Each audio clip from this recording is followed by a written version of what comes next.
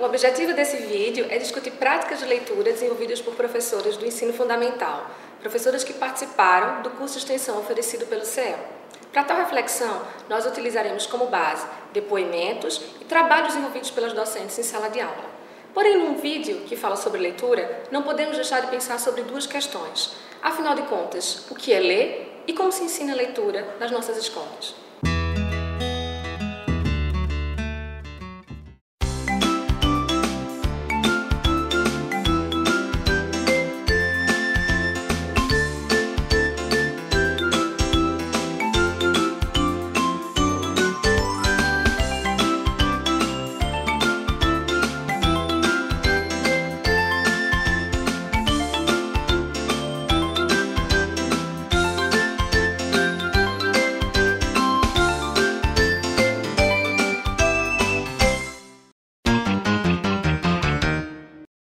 Ler é como voar.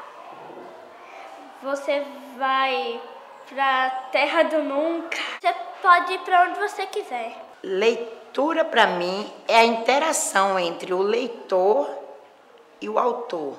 O leitor, ele tem que decodificar as palavras, mas também ele tem que conhecer, ele tem que entender o que o escritor quis dizer. Para mim, ler é você interagir com o texto.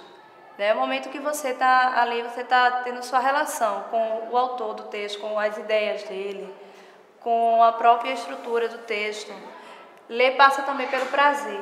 Leitura é um processo, né? É um processo de interação, um processo de interação que numa ponta a gente vai encontrar o leitor, na outra ponta o autor. E nesse caminho, o leitor ele vai colaborando com as pistas que o autor dá para que haja a compreensão. Leitura, a princípio, eu acho que o fundamental, ler é o ato de compreender o mundo, né? As professoras em seus depoimentos, elas falam de duas concepções de leitura. Leitura como decodificação e leitura como interação entre leitor e autor mediada pelo texto. Em nosso cotidiano, nós lemos diferentes textos para diferentes fins e em diferentes situações. Nós lemos notícias para nos informar, nós lemos textos instrucionais como receitas para seguir instruções, nós lemos livros de literatura para nos divertir, para viajar, como falou a aluna Pétala.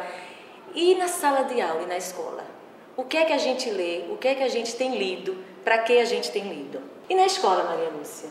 O que se tem lido? Que atividades são desenvolvidas e têm sido desenvolvidas nesse espaço? Acho que a gente precisa discutir inicialmente essa questão. Bem, Eliana, como nós sabemos, na escola, tradicionalmente, a concepção de leitura que norteava o ensino da leitura era uma concepção de leitura como decodificação. Um exemplo disso são as práticas de leitura exercidas nas séries iniciais. Por exemplo, a gente sabe que nas séries iniciais, a prática de leitura mais corrente era a leitura de textos cartilhados, que são textos que sequer existem fora do espaço escolar. E textos que apresentavam palavras só com os padrões já aprendidos pelos alunos. Então, eram textos bem artificiais, do tipo Ivo viu a uva, né, o bebê baba. Então, esses eram os textos lidos pelos alunos que estavam aprendendo a ler.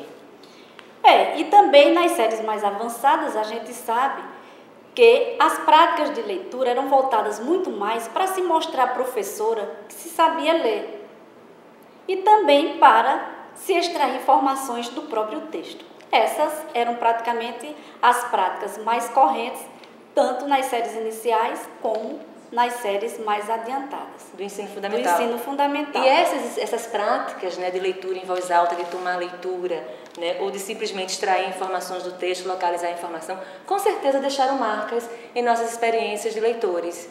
E influenciam também nossas experiências de ensino da leitura. A professora Renata, ela deu um depoimento muito interessante retratando essa questão.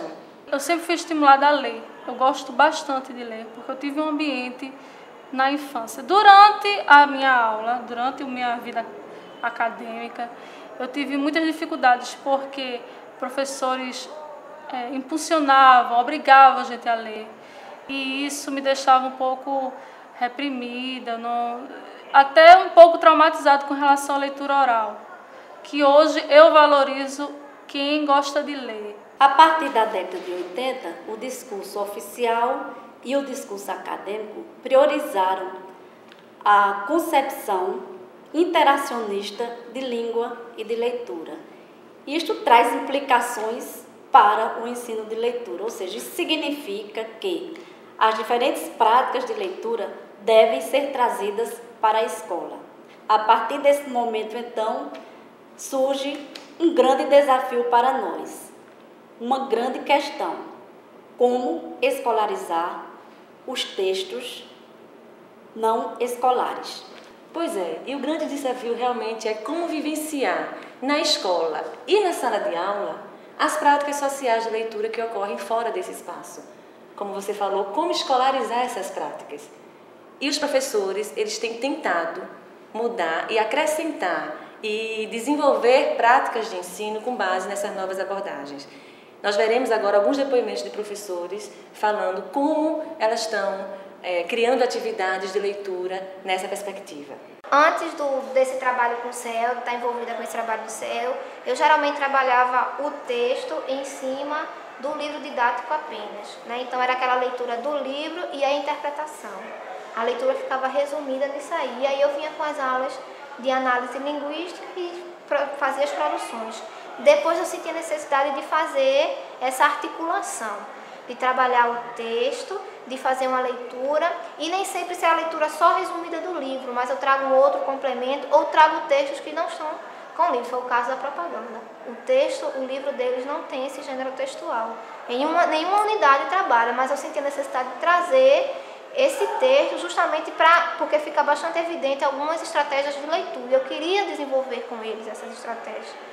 E aí, consciente desse novo processo, eu tomei essa nova postura em sala de aula. Durante a minha aula eu tenho várias finalidades. Primeiro, eu tenho um projeto anual que é de leitura. Como eu percebi que meus alunos tinham muita dificuldade, não conheciam os diferentes gêneros textuais, não tinham familiaridade realmente com o vocabulário, tinham dificuldade, não eram leitores fluentes, né? Eu comecei um projeto de leitura, que eu tenho um mural.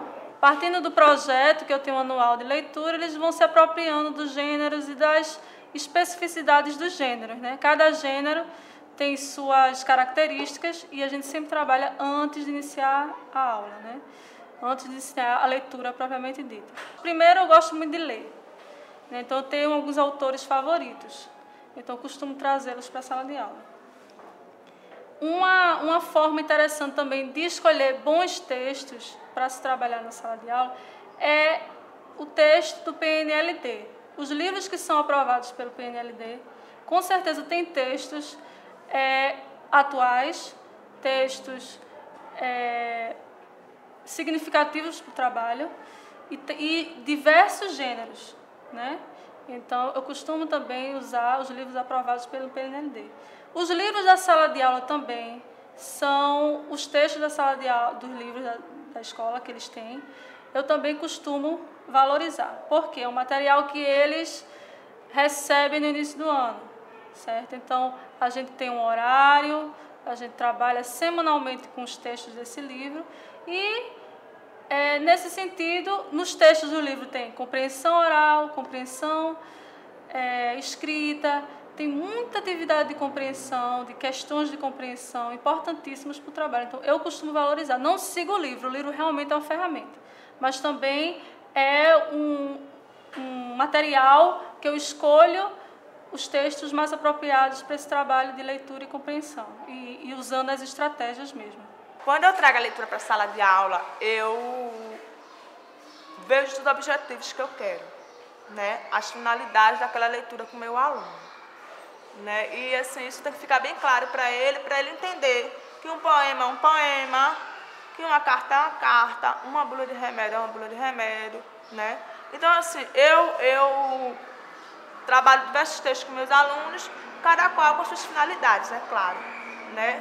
E assim, eu trago muito para a sala de aula, não só o poema, que é um mini projeto que eu estou fazendo, mas eu trago muito rótulos de embalagens, porque são textos pequenininhos, curtos, que eles conseguem ler, né? Faço muita leitura auditiva com os alunos, né? Leio muito para eles ouvirem mesmo, fazer a interpretação sonora, auditiva. E eles percebem claramente que uma carta, por exemplo, uma bula de remédio, que eu já trouxe aqui para a sala de aula, não tem a mesma finalidade de um poema. Eles sabem, eles têm isso claro em mente.